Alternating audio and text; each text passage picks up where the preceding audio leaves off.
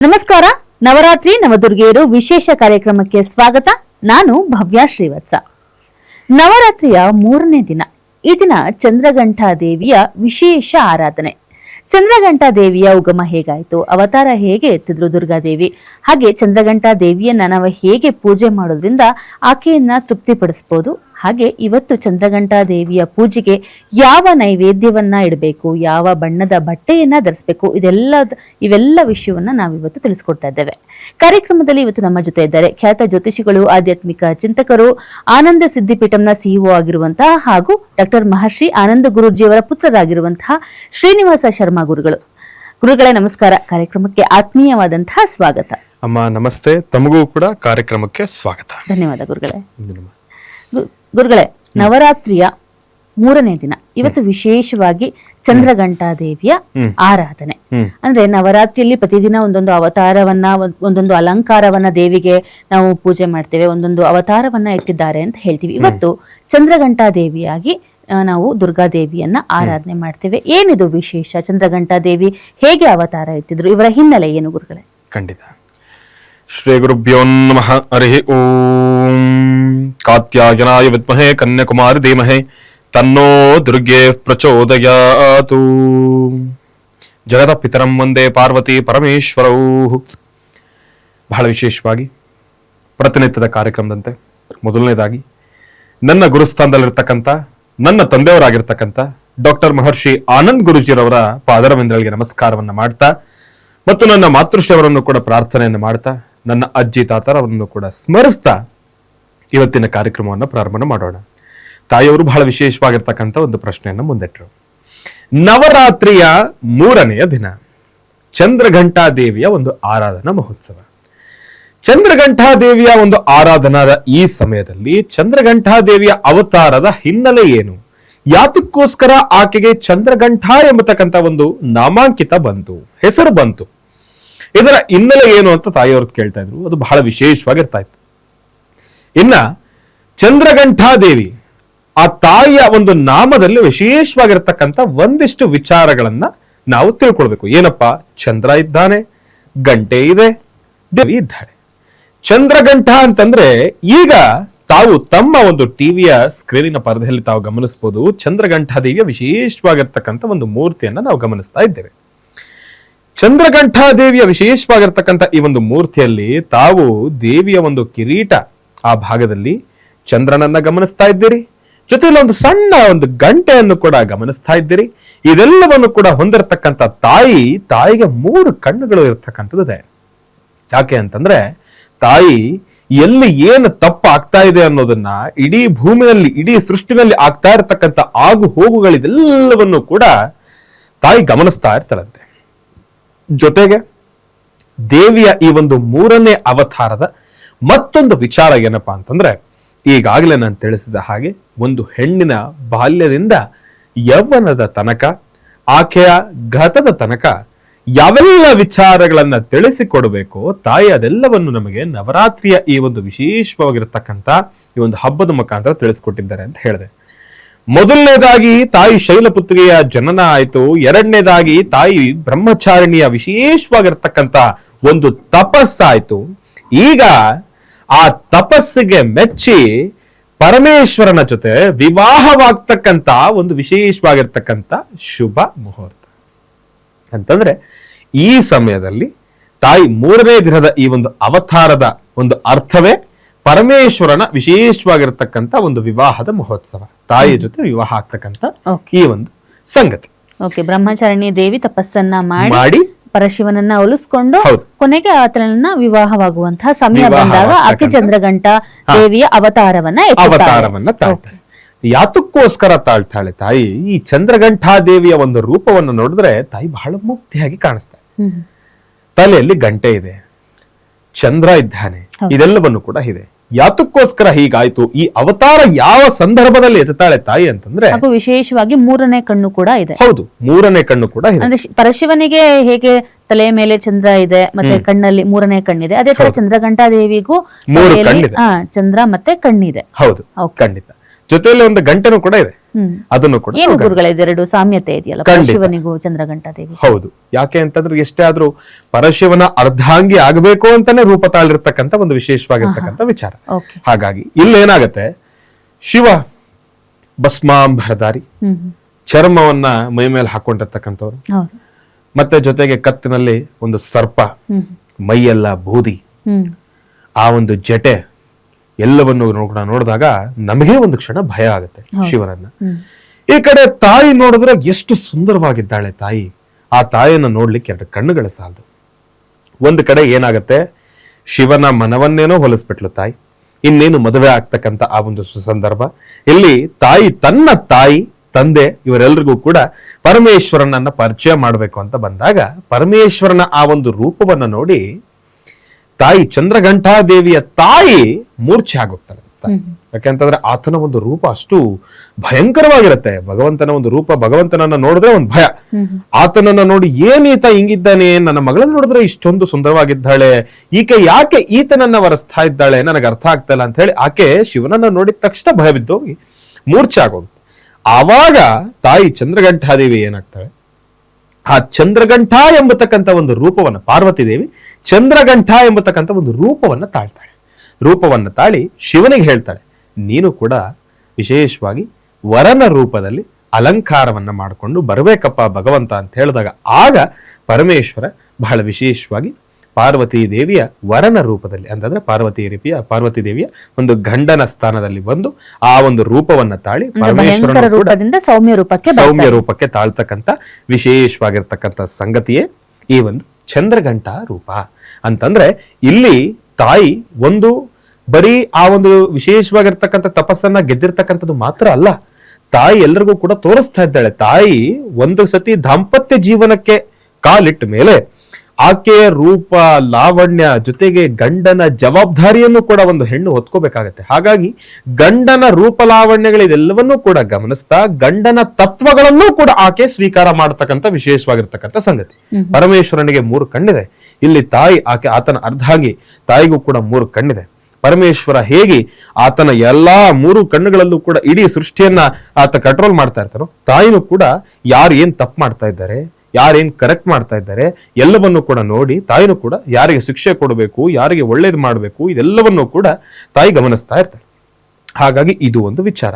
ಶಿವನ ತಲೆ ಮೇಲಿರ್ತಕ್ಕಂಥ ಆ ಒಂದು ಚಂದ್ರ ತಾಯಿನೂ ಕೂಡ ತೆಗೆದುಕೊಂಡು ಆ ಒಂದು ಸಾನ್ನಿಧ್ಯದಲ್ಲಿ ಬಹಳ ವಿಶೇಷವಾಗಿರ್ತಕ್ಕಂಥ ಒಂದು ಪ್ರತಿಷ್ಠಾಪನೆ ಆಗುತ್ತೆ. ಮತ್ತು ಶಿವನಿಗೆ ಗಂಟೆನೂ ಕೂಡ ನಾವು ಗಮನಿಸ್ತೀವಿ. ಆತನ ಸೊಂಟದ ಭಾಗದಲ್ಲಿ ತಾವು ಗಂಟೆಯನ್ನ ನೋಡ್ತೀರಿ.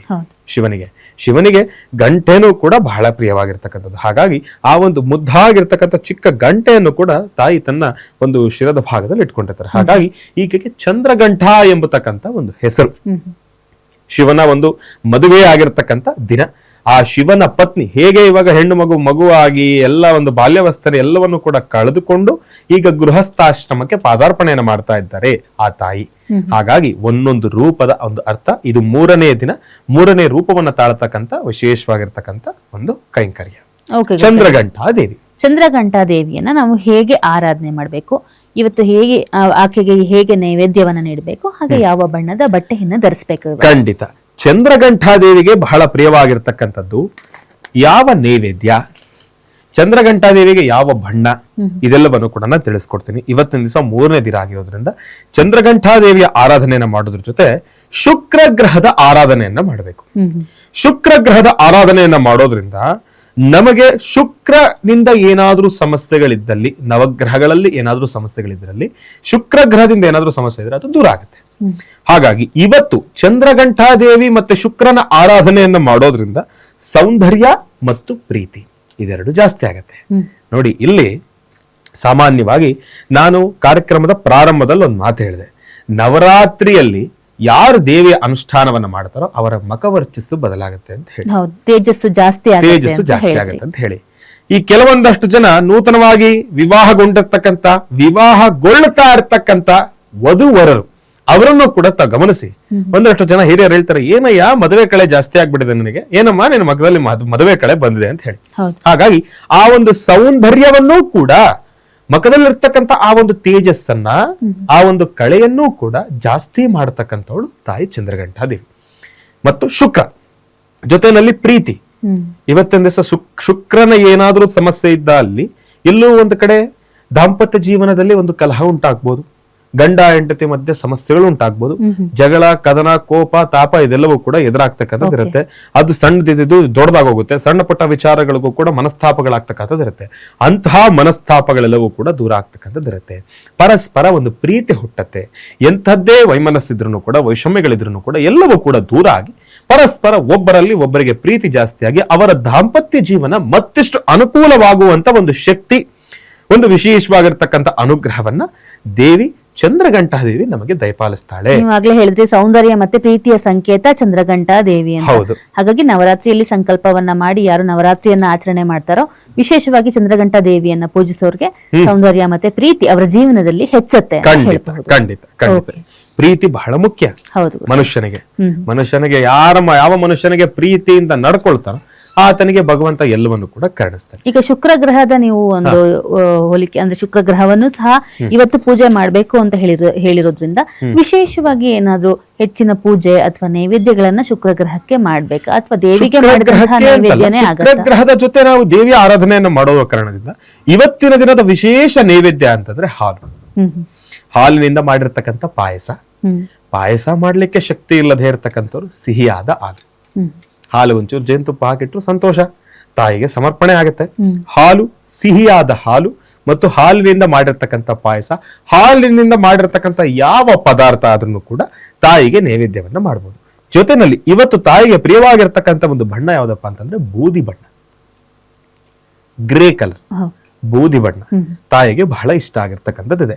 ಹಾಗಾಗಿ ಇವತ್ತು ಬಹಳ ವಿಶೇಷವಾಗಿ ಬೂದಿ ಬಣ್ಣದಲ್ಲಿರ್ತಕ್ಕಂಥ ಒಂದು ವಸ್ತ್ರವನ್ನ ಧರಿಸ್ತಕ್ಕಂಥದ್ದಾಗ್ಲಿ, ಇಲ್ಲ ಅಂತಂದ್ರೆ ಎಲ್ಲದಕ್ಕಿಂತ ಹೆಚ್ಚಾಗಿ ಹಣೆಗೆ ವಿಭೂತಿಯನ್ನ ಇಡ್ತಕ್ಕಂಥದ್ದಾಗ್ಲಿ, ಇಲ್ಲಾಂದ್ರೆ ವಿಭೂತಿಯನ್ನ ಒಂದು ಚೂರಾದ್ರೂ ತಮ್ಮ ಲಲಾಟದಲ್ಲಿ ಇಟ್ಕೊಳ್ತಕ್ಕಂಥದ್ದಾಗ್ಲಿ ಮಾಡೋದ್ರಿಂದ ಸಾಕಷ್ಟು ಹೆಚ್ಚಿನ ಫಲಾಫಲಗಳನ್ನ ನಾವು ಖಂಡಿತ ಸಿದ್ಧಪಡಿಸ್ಕೊಳ್ತೀವಿ. ಓಕೆ ಗುರುಗಳೇ, ನವರಾತ್ರಿ ಅಂತ ಹೇಳ್ತೀವಿ, ನವದುರ್ಗೆಯರ ನವ ಅವತಾರ ಅಂತ ಹೇಳ್ತೀವಿ, ನವ ಬಣ್ಣಗಳು ಅಂತ ಹೇಳ್ತೀವಿ. ಈ ಬಣ್ಣಗಳಿಗೂ ದೇವರಿಗೂ ಏನು ಗುರುಗಳೇ ಒಂದು ಹೇಗಿದೆ ಹೋಲಿಕೆ? ಇಲ್ಲಿ ಬಣ್ಣಗಳು ಯಾವ ಒಂದು ಪಾತ್ರವನ್ನ ವಹಿಸತ್ತೆ? ಖಂಡಿತ ಇಲ್ಲೇನಾಗತ್ತೆ, ನಿಮಗೆ ಬಣ್ಣಗಳು ದೇವಿಯ ಒಂದೊಂದು ರೂಪದಿಂದ ಬಂದಿರತಕ್ಕಂಥದ್ದಲ್ಲ, ಅವತ್ತಿನ ಗ್ರಹಕ್ಕೆ ಸಂಬಂಧಪಟ್ಟಿರ್ತಕ್ಕಂಥ ರೀತಿ ಬಂದಿರತಕ್ಕಂಥದ್ದು ಬಣ್ಣಗಳನ್ನ ನಾವು ಜೋಡಣೆ ಮಾಡೋದಾದ್ರೆ.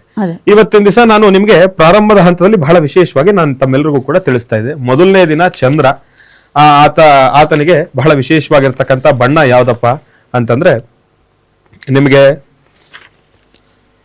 ಮೊದಲನೇ ದಿನ ನಿಮಗೆ ಹಳದಿ ವರ್ಣ ಬರುತ್ತೆ.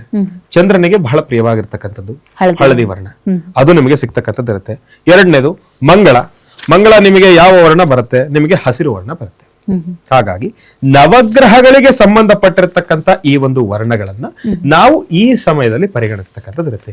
ಯಾತಕ್ಕೋಸ್ಕರ ವರ್ಣವನ್ನು ಕೂಡ ನಾವಿಲ್ಲಿ ಬಳಸ್ತೀವಿ ನವರಾತ್ರಿಯ ಒಂದು ಪೂಜಾನುಷ್ಠಾನದಲ್ಲಿ ಅಂತಂದ್ರೆ ಈ ವರ್ಣಗಳಿಗೂ ಕೂಡ ಅದರದ್ದೇ ಆಗಿರತಕ್ಕಂಥ ಒಂದು ಶಕ್ತಿ ಇದೆಯಪ್ಪ. ಪ್ರತಿಯೊಬ್ಬ ಮನುಷ್ಯನಿಗೂ ಕೂಡ ಕೆಲವೊಂದ್ಸತಿ ಗ್ರಹಗತಿಗಳಲ್ಲಿ ಏನಾದ್ರೂ ಹೆಚ್ಚು ಕಡಿಮೆ ಆಗಿದ್ದಾಗ, ಇಲ್ಲಾಂತಂದ್ರೆ ಸಾಕಷ್ಟು ಜನ ಈ ಒಂದು ಕೋಪ ತಾಪದಲ್ಲಿ ಇರ್ತಕ್ಕಂಥವ್ರಿಗೆ, ಮನಸ್ಸನ್ನ ಅವರ ಸ್ಥಿಮಿತದಲ್ಲಿ ಇಟ್ಕೊಳ್ಳೋದಕ್ಕಾಗದೇ ಇರತಕ್ಕಂಥವ್ರಿಗೆ ಜಾಸ್ತಿ ನಾವು ಕೆಂಪು ಕಲರ್ ವರ್ಣವನ್ನು ಉಪಯೋಗಿಸಬೇಡಿ ಅಂತ ಹೇಳ್ತೀವಿ. ಯಾಕೆ ಅಂತಂದ್ರೆ ಕೆಂಪು ವರ್ಣ ನೋಡಿದ್ರೆ ಅವರಿಗೆ ಏನೋ ಒಂದು ರೀತಿ ಒಂದು ಮೆಂಟಲಿ ಅವರು ಒಂಥರ ಬೇರೆ ರೀತಿಯ ಆಲೋಚನೆಗಳು ಮಾಡ್ತಕ್ಕಂಥದ್ದು ಇರುತ್ತೆ. ಹಾಗಾಗಿ ಅವರಿಗೆ ಆ ಒಂದು ಕಲರ್ ಒಂದು ಏನಾದ್ರೂ ಸಮಸ್ಯೆ ಆಗ್ತಕ್ಕಂಥದ್ದು ಇರುತ್ತೆ, ಆ ತರನು ಕೂಡ ಇರುತ್ತೆ. ಹಾಗಾಗಿ ಈ ವರ್ಣ ಬರೀ ನೋಡ್ತಕ್ಕಂಥದ್ದು ಮಾನಸಿಕವಾಗಿ ಮಾತ್ರ ಅಲ್ಲ, ಗ್ರಹಗತಿಗಳ ಪ್ರಕಾರನೂ ಕೂಡ ಈ ಒಂದು ಬಣ್ಣಗಳನ್ನ ನಾವು ಒಂದೊಂದು ಗ್ರಹಗಳಿಗೆ ಒಂದೊಂದು ವರ್ಣ ಇರುತ್ತೆ. ಆ ವರ್ಣಗಳು ನಮ್ಮ ಜೀವನದ ಮೇಲೂ ಪ್ರಭಾವವನ್ನ ಪ್ರತಿನಿತ್ಯ ಖಂಡಿತ. ಇವತ್ತಿನ ದಿವಸ ನೋಡಿ ಎಷ್ಟೋ ಕಡೆ ಒಂದಷ್ಟು ಜನ ಕೇಳ್ತಾರೆ, ಗುರುಗಳೇ ನಾನು ಯಾವ ಕಲರ್ ಕಾರ್ ತಗೊಳ್ಳಿ, ಯಾವ ಕಲರ್ ಆಗ ಬರುತ್ತೆ? ಹೌದು, ನಮ್ಮ ರಾಶಿಗೆ ಯಾವ ವರ್ಣ ಆಗತ್ತೆ ಅಂತ. ಈಗ ನನ್ನದು ಮಕರ ರಾಶಿ ಆಗಿದೆ. ನಮ್ಮ ತಂದೆಯವ್ರಿಗೆ, ನನಗೆ ಈ ಕಪ್ಪು ವರ್ಣ ಅಂತಂದ್ರೆ ತುಂಬಾ ಇಷ್ಟ. ನಮ್ಮ ತಂದೆಯವ್ರು ಹೇಳ್ತಾರೆ, ನಿನಗೆ ಕಪ್ಪು ವರ್ಣ ಆಗ ಬರಲ್ಲ, ಕಪ್ಪು ವರ್ಣ ಉಪಯೋಗಿಸೋದು ಬೇಡ. ನಾವು ಓಡಾಡ್ತಕ್ಕಂಥ ಕಾರ್ ಆಗಿರ್ಬೋದು. ಹಾಗಾಗಿ ನೋಡಿ, ಇದು ಭಗವಂತ ಕೊಟ್ಟಿರ್ತಕ್ಕಂಥ ಕೇಶ ಕಪ್ಪಗಿದೆ ಅಂತೇಳಿ ನಾವು ಬದಲಾಯಿಸ್ಕೊಳ್ತಕ್ಕಂಥದ್ದಲ್ಲ, ಅದು ಭಗವಂತ ಕೊಟ್ಟಿರ್ತಕ್ಕಂಥದ್ದು, ಅದರಲ್ಲೇನು ಸಮಸ್ಯೆ ಇಲ್ಲ. ಹಾಗಾಗಿ ನಾವು ಯಾವ್ದಾದ್ರು ಒಂದು ಪರ್ಚೇಸ್ ಮಾಡ್ತಾ ಇದೀವಿ, ಇಲ್ಲಾಂದ್ರೆ ಯಾವ್ದಾದ್ರು ಒಂದು ತಗೊಳ್ತಾ ಇದ್ದೀವಿ, ನಾವು ತಗೊಳ್ತಕ್ಕಂಥ ಒಂದು ಫೋನಿನ ಬಣ್ಣ ಆಗಿರ್ಬೋದು ಕಪ್ಪು ವರ್ಣ ಬೇಡ, ಕಾರ್ ಆಗಿರ್ಬೋದು ಕಪ್ಪು ವರ್ಣ ಬೇಡ, ಬೈಕ್ ಆಗಿರ್ಬೋದು ಕಪ್ಪು ವರ್ಣ ಬೇಡ. ಆ ರಾಶಿಗಳಿಗೆ ಯಾವ ವರ್ಣ ಕರೆಕ್ಟ್ ಆಗಿರುತ್ತೋ ಅದನ್ನ ತಗೊಂಡ್ರೆ ಅವ್ರಿಗೆ ಮತ್ತಿಷ್ಟು ವೃದ್ಧಿ ಆಗುತ್ತೆ ಅಂತ ಹೇಳ್ತಾರೆ. ಆದ್ರೆ ಒಂದಿಷ್ಟು ಜನ ಅದನ್ನ ನಂಬಲ್ಲ. ಹೌದು ಗುರುಗಳೇ, ಕೆಲವೊಂದು ನೆಗೆಟಿವ್ ಪರಿಣಾಮಗಳು ಬೀರ್ಬೋದು. ಈಗ ನಮಗೆ ಕಪ್ಪು ಬಣ್ಣ ಆಗ್ಬರಲ್ಲ, ನಮಗೆ ಕೆಂಪು ಬಣ್ಣ ಆಗ್ಬರಲ್ಲ, ನಾವು ಅದನ್ನ ಪದೇ ಪದೇ ಬಳಸ್ತಾ ಇದ್ರೆ ಕೆಲವೊಂದು ನಕಾರಾತ್ಮಕ ಅಂಶಗಳು ನಮ್ಮ ಜೀವನದ ಮೇಲೆ ಉಂಟಾಗಬಹುದಾ? ಹೌದು, ಖಂಡಿತ ಆಗತ್ತೆ. ಓಕೆ, ಅದ್ರ ಎಫೆಕ್ಟ್ ಗೊತ್ತಾಗತ್ತೆ ನಮ್ಗೆ. ಗೊತ್ತಾಗತ್ತೆ, ನೋಟಿಸಬಲ್ ಚೇಂಜಸ್ ಇರುತ್ತೆ, ಗೊತ್ತಾಗತ್ತೆ. ಆದ್ರೆ ಅದನ್ನ ಸೂಕ್ಷ್ಮವಾಗಿ ಅರ್ಥ ಮಾಡ್ಕೊಳ್ಬೇಕು. ನಾವಿದೆಲ್ಲವನ್ನು ಇನ್ ಡೆಪ್ತ್ ಆಗಿ ಹೇಳ್ತಾ ಹೋದ್ರೆ ಜನ ಅದನ್ನ ಕೇಳಿಸ್ಕೊಳ್ಳೋದಿಲ್ಲ. ಅದರಲ್ಲೂ ಇತ್ತೀಚೆಗೆ ಯುವಕರು ಅದರ ಬಗ್ಗೆ ಅಷ್ಟಾಗಿ ಗಮನ ವಹಿಸೋದಿಲ್ಲ. ಆದ್ರೆ ಎಲ್ಲರಲ್ಲೂ ಕೂಡ ಒಂದು ಮನವಿ, ಇಂತಹ ಸಣ್ಣ ಪುಟ್ಟ ಧರ್ಮ ಸೂಕ್ಷ್ಮ ವಿಚಾರಗಳನ್ನ ನಾವು ತಿಳ್ಕೋಬೇಕು. ಪ್ರತಿಯೊಬ್ಬ ಯುವಕರಿಗೂ ಕೂಡ ನಾನು ಅದನ್ನ ತಿಳಿಸ್ತೀನಿ. ಇದೆಲ್ಲವೂ ಕೂಡ ಸಣ್ಣ ಪುಟ್ಟ ಸೂಕ್ಷ್ಮಗಳನ್ನ ನಾವು ಅರ್ಥ ಮಾಡ್ಕೊಳ್ಬೇಕು. ಇಂತಹ ಧರ್ಮ ಸೂಕ್ಷ್ಮಗಳನ್ನ ನಾವು ತಲೆ ಬೀಸಿ ನಡೀತಕ್ಕಂಥದ್ದಲ್ಲ. ಅದಕ್ಕೋಸ್ಕರ ನವರಾತ್ರಿಯಲ್ಲಿ ಇದನ್ನ ನಾನು ಹೇಳ್ತಾ ಇರ್ತಕ್ಕಂಥದ್ದಲ್ಲ, ಇದೆಲ್ಲವೂ ಕೂಡ ಪೂರ್ವದಿಂದ ಬಂದಿರತಕ್ಕಂಥ ಒಂದಿಷ್ಟು ವಿಚಾರ. ವರ್ಣನ ಮತ್ತೇನಕ್ಕೆ ಸುಮ್ಮನೆ ಹೇಳ್ತಾರ ಹಿರಿಯರು ಆಗ್ಲಿ, ಇಲ್ಲಾಂತಂದ್ರೆ ಒಂದು ಗ್ರಂಥ ಆಧಾರಿತವಾಗಲಿ, ವರ್ಣಕ್ಕೂ ಒಂದು ಆಧಾರತೆ ಇದೆ, ವರ್ಣಕ್ಕೂ ಒಂದು ಗೌರವ ಇದೆ ಅಂತ ನಾವು ಸುಮ್ಮನೆ ಹೇಳೋದಿಲ್ಲ. ಎಲ್ಲವೂ ಕೂಡ ಭಗವಂತನ ಒಂದು ಸೃಷ್ಟಿ. ಹಾಗಾಗಿ ಈ ರೀತಿಯಾಗಿರ್ತಕ್ಕಂಥದ್ದಿದೆ. ಅದಿಲ್ಲದಿರ ಇವತ್ತಿನ ದಿವಸ ನಮ್ಮ ದೇಶದ ಒಂದು ಗೌರವಾನ್ವಿತ ಧ್ವಜ, ಇವತ್ತಿನ ದಿವಸ ಬಹಳ ವಿಶೇಷವಾಗಿ ಕೇಸರಿಯನ್ನ ನೋಡ್ತೀವಿ, ಅದರಲ್ಲಿ ಬಿಳಿ ಬಣ್ಣ ನೋಡ್ತೀವಿ, ಹಸಿರು ಬಣ್ಣ ನೋಡ್ತೀವಿ. ಅದಕ್ಕೆ ಆಗಿರ್ತಕ್ಕಂಥ ಒಂದು ಸಾಂಕೇತಿಕವಾಗಿರ್ತಕ್ಕಂಥ ಒಂದಿಷ್ಟು ಉದಾಹರಣೆಗಳನ್ನ ಕೊಡ್ತೀವಿ. ಅದರದ್ದೇ ಅದರ ಸಂಕೇತ ಇದೆ. ಯಾತಕ್ಕೋಸ್ಕರ ನಮ್ಮ ತ್ರಿವರ್ಣ ಧ್ವಜದಲ್ಲಿ ನಾವು ಬೇರೆ ಕಲರ್ ಹಾಕ್ಬೋದಾಗಿತ್ತಲ್ಲ, ಅವು 3 ಕಲರ್ ಏನಕ್ಕೆ ಹಾಕಿದೀವಿ? ಅದರ ಸಂಕೇತ, ನಮ್ಮ ಭಾರತೀಯರ ಸಂಕೇತ. ಹೌದು, ಅದಕ್ಕೋಸ್ಕರ ವರ್ಣಕ್ಕೂ ಕೂಡ ಅದರದ್ದೇ ಆಗಿರ್ತಕ್ಕಂಥ ವೈಶಿಷ್ಟ್ಯತೆಗಳಿದ್ದಾವೆ. ಅದಕ್ಕೊಂದು ಗೌರವ. ಓಕೆ ಗುರುಗಳೇ, ನವರಾತ್ರಿಯಲ್ಲಿ ನಾವು ಕನ್ಯಾ ಮುತ್ತೆಯರಿಗೆ ಹೆಚ್ಚಿನ ಪ್ರಾಶಸ್ತ್ಯವನ್ನ ಕೊಡ್ತೀವಿ. ಕೆಲವೊಂದು ಪುರಾಣಗಳಲ್ಲಿ ಹೇಳುತ್ತೆ, ಮೊದಲನೇ ದಿನ 2 ವರ್ಷದ ಮಗುವನ್ನ ಪೂಜೆ ಮಾಡಿ, 2 ವರ್ಷದ ಮಗುವಿಗೆ ಒಂದು ಬೇಕಾಗಿರುವಂತಹ ಅದು ಯೂಸ್ ಮಾಡುವಂತಹ ಪದಾರ್ಥಗಳನ್ನ ನೀಡಿ ಅಂತಾರೆ. 2ನೇ ದಿನ 5ನೇ ವರ್ಷದ ಮಗುವಿಗೆ, ಮಕ್ಕಳು ಹೆಣ್ಣು ಮಕ್ಕಳಿಗೆ ಅವರಿಗೆ ಇಷ್ಟವಾದಂತಹ ವಸ್ತುಗಳನ್ನ ನೀಡಿ, ಅವರಿಗೆ ಮನಕ್ಕೆ ಸಂತೃಪ್ತಿ ಆಗುವಂತಹ ಪದಾರ್ಥಗಳನ್ನ ನೀಡಿ ಅಂತ ಹೇಳ್ತಾರೆ. ಏನಿದು ಬಾಲಿಕಾ ಪೂಜೆ ಅಥವಾ ಕನ್ಯಾ ಪೂಜೆಯ ಮಹತ್ವ ಏನು ನವರಾತ್ರಿ? ನಿಮಗೆ ಈಗ ಪ್ರತಿ ಕಳೆದ 2 ದಿನಗಳಿಂದ ವಿಚಾರವನ್ನ, ಯಾವ್ದಾದ್ರು ಒಂದು ವಿಚಾರವನ್ನ ಹೇಳ್ಬೇಕಾದ್ರೆ ಪ್ರಾರಂಭ ಅಂತ ಹೇಳ್ತಾ ಇದೀವಿ. ಒಂದು ಹೆಣ್ಣು ಮಗುವಿಗೆ ಹೋಲಿಸ್ತಾ ಇದೀವಿ ನಾವು ಒಂದು ಹಬ್ಬವನ್ನ. ಹಾಗಾಗಿ ಮೊದಲು 2 ವರ್ಷದ ಬಾಲಕಿ, ಆಗ ತಾನೇ ಜನಿಸಿರ್ತಕ್ಕಂಥ ಬಾಲಕಿ, ತಾಯಿ ಶೈಲಪುತ್ರಿ, ಆಕೆ ಬಹಳ ವಿಶೇಷವಾಗಿರ್ತಕ್ಕಂಥ ಒಂದು ಸ್ಥಾನಮಾನ ಇದೆ. ಆಗ ತಾನೇ ಜನಿಸಿರ್ತಕ್ಕಂಥ ಆ ಒಂದು ಕನ್ಯೆಗೆ ಅದರದ್ದೇ ಆದಂತ ಒಂದು ಸ್ಥಾನಮಾನ ಇದೆ. ಅದರ ಆಟ ಪಾಠಗಳಿಗೆ ಸಂಬಂಧಪಟ್ಟಿರ್ತಕ್ಕಂಥ ರೀತಿ ಒಂದು ವಿಚಾರ. 2ನೇದು ಬ್ರಹ್ಮಚಾರಿಣಿ. ಇತ್ತೀಚೆಗೆ ನಾವು ನೋಡ್ತಾ ಇದ್ದೇವೆ, ಏನಪ್ಪಾ 18 ವರ್ಷ, 21 ವರ್ಷ, 22 ವರ್ಷಕ್ಕೆ ಮದುವೆಯ ವಯಸ್ಸು ಬಂದಿದೆ. ಅದು ಏನಪ್ಪಾ, ಅದು ನಮ್ಮ ಘನ ನ್ಯಾಯಾಲಯನೂ ಕೂಡ ಅದಕ್ಕೆ ಸೂಕ್ತವಾಗಿರ್ತಕ್ಕಂಥ ಒಂದು ಮಾಹಿತಿಯನ್ನು ಕಾನೂನು ರೀತಿಯಾಗಿ ನಾವು ಮುಂದುವರಿತಾ ಇದ್ದೇವೆ. ಮೊದಲೆಲ್ಲ ಎಲ್ಲಿತ್ತು ಕಾನೂನು? ಮೊದಲು ಈ ತೊಟ್ಲಿಗೆ ತಾಳಿ ಕಟ್ಟಿಸುವಂತ ಒಂದು ಶಾಸ್ತ್ರ ಇತ್ತು. ಹುಟ್ಟಿರ್ತಕ್ಕಂಥ ಮಗುವಿಗೆ ಆಗ್ಲೇ ತೊಟ್ಲಲ್ಲೇ ಒಂದು ನ್ಯಾಯ ತೀರ್ಮಾನ, ನನ್ನ ಮಗನಿಗೆ ಇದೇ ಮಗಳು, ನಿನ್ನ ಮಗಳೇ ಆಗ್ಬೇಕು, ಇದೇ ಮಗುನೇ ಆಗ್ಬೇಕಂತ ಹೇಳಿ ತೊಟ್ಲಿಗೆ ಒಂದು ತಾಳಿಯನ್ನ ಕಟ್ಟಿಸ್ತಕ್ಕಂಥ ಒಂದು ಶಾಸ್ತ್ರ ಇತ್ತು. ಹಾಗಾಗಿ ಇಲ್ಲೇನಾಗತ್ತೆ, ಯಾತಕ್ಕೋಸ್ಕರ ಈ ಒಂದು ನವರಾತ್ರಿಯಲ್ಲಿ ಆವತ್ತಿನ ದಿನ ಆ ವಯಸ್ಸಿನ ಹೆಣ್ಣು ಮಕ್ಕಳನ್ನ ಕರೆಸಿ ಅವರಿಗೆ ಒಂದು ವಿಶೇಷವಾಗಿರ್ತಕ್ಕಂಥ ಆದ್ಯತೆಯನ್ನ ಕಲ್ಪಿಸಬೇಕು ಅಂತಂದ್ರೆ ಈ ಒಂದು ನವರಾತ್ರಿಯ ಕಥಾಶ್ರವಣ, ಅದಕ್ಕೆ ತತ್ಸಮಾನವಾಗಿರ್ತಕ್ಕಂಥ ಒಂದು ಪೂಜಾನುಷ್ಠಾನ ಅಂತ ಒಂದು ಕನೆಕ್ಷನ್ ಅನ್ನ ಕೊಟ್ಟಿರ್ತಕ್ಕಂಥ. ಮೊದಲನೇದಾಗಿ ನೀವು ಹೇಳಿದಾಗ 2ನೇ ವರ್ಷ, ಆಮೇಲೆ 2ನೇ ದಿನ ಬಂದು 5 ವರ್ಷ, 3ನೇ ದಿನ ಮತ್ತೆ ಜಾಸ್ತಿ ಆಗ್ತಾ ಹೋಗುತ್ತೆ. ಹಾಗಾಗಿ ಆ ವಯಸ್ಸಿನಲ್ಲಿ ಯಾವೆಲ್ಲ ಒಂದಿಷ್ಟು ಆಕೆಗೆ ತಲುಪಬೇಕಾಗಿರ್ತಕ್ಕಂಥ ಗೌರವಗಳಾಗಿರ್ಬೋದು, ಇಲ್ಲ ಅಂತಂದ್ರೆ ಆಕೆಯ ಜೀವನದಲ್ಲಿ ಆಗಬೇಕಾಗಿರ್ತಕ್ಕಂಥ ವಿಚಾರಗಳಾಗಿರ್ಬೋದು, ಆ ಹೆಣ್ಣು ಮಗುವಿನ ನಾವು ಆ ದೇವಿಯನ್ನ ಕಾಣೋದು, ಆ ಹೆಣ್ಣು ಮಗುವಿಗೆ ಪಾದ ಪೂಜೆಯನ್ನ ಮಾಡಿ ಆಕೆಗೆ ಬೇಕಾದಂತಹ ಪದಾರ್ಥಗಳು ಆಗಿನ ಎಲ್ಲವನ್ನ ನೀಡಿ ಆಕೆಯಲ್ಲಿ ನಾವು ದೇವಿಯನ್ನ ಕಾಣುವಂತಹ ಒಂದು ಪದ್ಧತಿ ಇದು. ಹೌದು ಹೌದು, ಈಗಿರ್ತಕ್ಕಂಥ ಒಂದು ಪದ್ಧತಿ. ಅದಕ್ಕೋಸ್ಕರ ಹಿರಿಯರು ಅದನ್ನೂ ಕೂಡ ನೋಡಿ, ಇವಾಗ ನಾವು ಸುಮ್ಮನೆ ಏನೋ ಕೇಳಿಸ್ಕೊಳ್ತಾ ಇದ್ದೀವಿ, ಇಲ್ಲ ಏನೋ ಅರ್ಥವಿಲ್ದಿರ ಮಾಡ್ತಾ ಇದ್ದೀವಿ ಅಂತ ಹೇಳಿ ಯಾರು ಅಂದ್ಕೊಳ್ಬಾರ್ದು ಅಂತ ಹೇಳಿ ಹಿರಿಯರು ಪ್ರತಿಯೊಂದಕ್ಕೂ ಕೂಡ ಅರ್ಥಗರ್ಭಿತವಾಗಿರ್ತಕ್ಕಂಥ ವಿಧಾನಗಳನ್ನ ಸೂಚಿಸಿರ್ತಕ್ಕಂಥ ಒಂದು ಕ್ರಮ ಅಷ್ಟೇ. ಏನಪ್ಪಾ ಅಂತಂದ್ರೆ, ಈಗ ನಾನು ಬರೀ ಕಥೆನಲ್ಲಿ ಹೇಳ್ತಾ ಇದ್ದೇನೆ. ಈಗ ಮೊದಲನೇದಾಗಿ ಹುಟ್ಟದಾಗ ಈಗಿತ್ತು, ಹುಟ್ತಾ ಈಗಾಯ್ತು, ಈಗ ಈ ವಯಸ್ಸು ಬಂದ್ಮೇಲೆ ಮದುವೆ ಆಯ್ತು. ಆ ವಯಸ್ಸಿನ ಅಂತರದಲ್ಲಿ ಹೆಣ್ಣು ಮಕ್ಕಳು ಯಾವೆಲ್ಲ ಸ್ಟೇಜಸ್ ಅನ್ನ ದಾಟಬೇಕು, ಯಾವೆಲ್ಲ ಪರಿಸ್ಥಿತಿಗಳನ್ನ ಎದುರಿಸ್ಬೇಕು, ಅನುಭವಿಸ್ಬೇಕು, ಅನುಸರಿಸಬೇಕು, ಅರ್ಥ ಮಾಡ್ಕೊಳ್ಬೇಕು, ಇದೆಲ್ಲವನ್ನು ಕೂಡ ನಾವು ಪ್ರತ್ಯಕ್ಷವಾಗಿ ನೋಡಿ ಕಂಡಾಗ ನಮಗೆ ಮತ್ತಿಷ್ಟು ಉದಾಹರಣೆ ಇರುತ್ತೆ. ಸಣ್ಣ ಮಕ್ಕಳಿಗೆ ನಾವು ತಿಳಿಸ್ಕೊಡ್ಬೇಕು, ನೋಡಪ್ಪ ಈ ವಯಸ್ಸಿಂದ ಈ ವಯಸ್ಸಲ್ಲಿರೋ ಹೆಣ್ಣು ಮಕ್ಕಳಾಗ್ಲಿ ಗಂಡು ಮಕ್ಕಳಾಗ್ಲಿ ನೀವು ಇಷ್ಟು ಕೆಲಸ ಮಾಡಬೇಕು, ವಯಸ್ಸಿಗೆ ಮೇಲಿರತಕ್ಕಂಥ ಕೆಲಸಗಳನ್ನ ಮಾಡಬೇಡಿ, ನಾವು ಅದನ್ನ ಅರ್ಥ ಮಾಡಿಸ್ಬೇಕಲ್ಲ. ಅದನ್ನ ಸುಮ್ಮನೆ ಬಾಯಿ ಮಾತ್ರ ಹೇಳಿದ್ರೆ ಯಾರು ಕೇಳಲ್ಲ.